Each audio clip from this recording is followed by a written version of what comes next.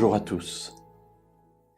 Quiconque connaît les évangiles a déjà été confronté au regard perçant de Jésus. Et on s'est tous posé la question de savoir comment faisait-il pour connaître aussi bien ceux à qui il s'adressait. Dans l'évangile selon Jean au chapitre 1er, on a une rencontre de Jésus avec un homme qui s'appelle Nathanaël. En fait, Nathanaël, ce n'est pas Jésus qui le rencontre le premier, mais c'est Philippe. C'est un ami à lui, sans doute.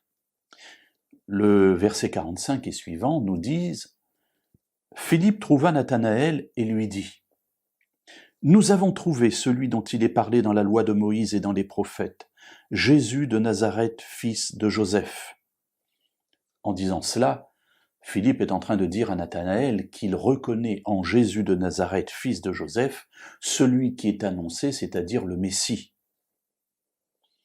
Nathanaël connaît les Écritures. Et dans les Écritures, on ne parle pas de Nazareth. Le Messie doit venir de Bethléem. Mais là, nous sommes au début du ministère de Jésus, on ne connaît pas encore sa généalogie, on ne sait pas d'où il vient. Il est depuis toujours à Nazareth, a priori. Alors Nathanaël lui répond, et nous sommes au verset 46. « Peut-il venir de Nazareth quelque chose de bon ?»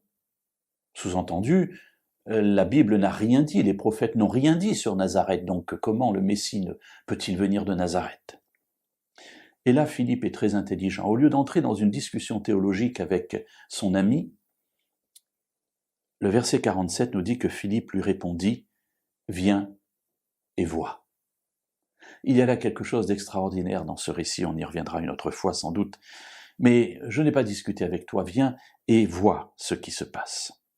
Jésus vit venir à lui Nathanaël. Voilà la rencontre. Et il dit de lui, « Voici vraiment un Israélite dans lequel il n'y a pas de fraude. » D'où Jésus le connaît-il? La Bible n'en dit rien. Nathanaël lui-même est étonné. Et voilà qu'il lui répond, « D'où me connais-tu » On ne s'est jamais rencontrés. Comment sais-tu ce que j'ai dans le cœur? Comment me connais-tu? Sous-entendu, Nathanaël est d'accord avec le regard que Jésus porte sur lui. Comment sais-tu que je suis effectivement un Israélite dans le cœur duquel il n'y a point de fraude? Et Jésus lui répondit, « Avant que Nathanaël t'ait appelé, quand tu étais sous le figuier, je t'avais vu. » Le regard de Jésus va traverser l'espace, va traverser le temps et va voir Nathanaël sous son figuier alors que Philippe ne l'a pas encore vu, alors que Philippe ne l'a pas encore rencontré. C'est quelque chose d'extraordinaire. Un regard perçant qui scrute jusqu'au fond du cœur et qui voit dans le cœur de Nathanaël un cœur pur dans lequel il n'y a pas de fraude. Mes amis, avoir quelqu'un qui regarde dans notre cœur avec autant d'acuité peut parfois nous faire peur. Mais le regard de Jésus est un regard rempli d'amour, un regard qui va transformer, qui va élever, un regard qui va nous amener à nous dépasser. Alors n'ayons pas peur, ouvrons notre cœur à Jésus pour qu'il regarde tout ce qui s'y trouve, qu'il y fasse place nette et le remplace par sa propre présence.